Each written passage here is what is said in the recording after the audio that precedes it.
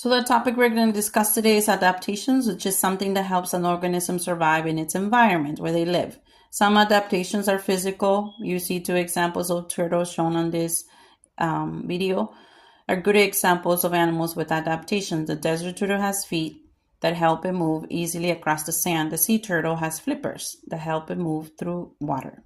Each animal's body has special parts to help it live in its habitat. Other adaptations are things that an organism does. For example, a bat might sleep through the winter. This adaptation is called hibernation. Many birds are thought of this too. This is why they say they eat a lot, they look huge, they hibernate. It allows bats to live in cold climates.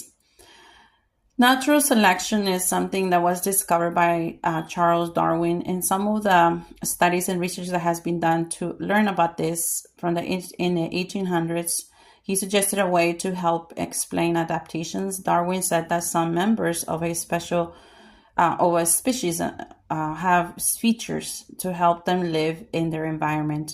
However, other members with the same species may not have the same features. All those features, the members with special features are more likely to survive. Then they pass those features on to their babies. This process is known as natural selection, and we're going to look at it as we're going to talk about in this reading that I was doing about birds and migrations of birds. A population of birds searches for food among the rocks on a beach. Some of the birds have long, pointed beaks. They can easily pick food from the cracks between the rocks. But then there are other birds with shorter, round beaks. They cannot pick the food in the same way. The birds with the pointed beaks are more likely to stay alive. Their babies will have the same kind of beaks. After several generations, many more birds on the beach will have long, pointed beaks.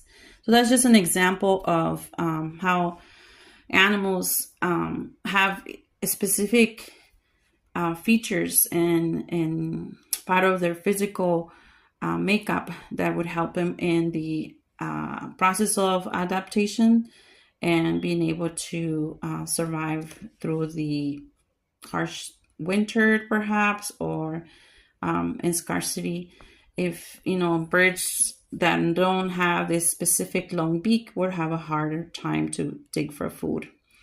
Those are some of the differences that are very important to notice, and all the parts that an animal have that are complementary to their survival. So I hope that you enjoy this discussion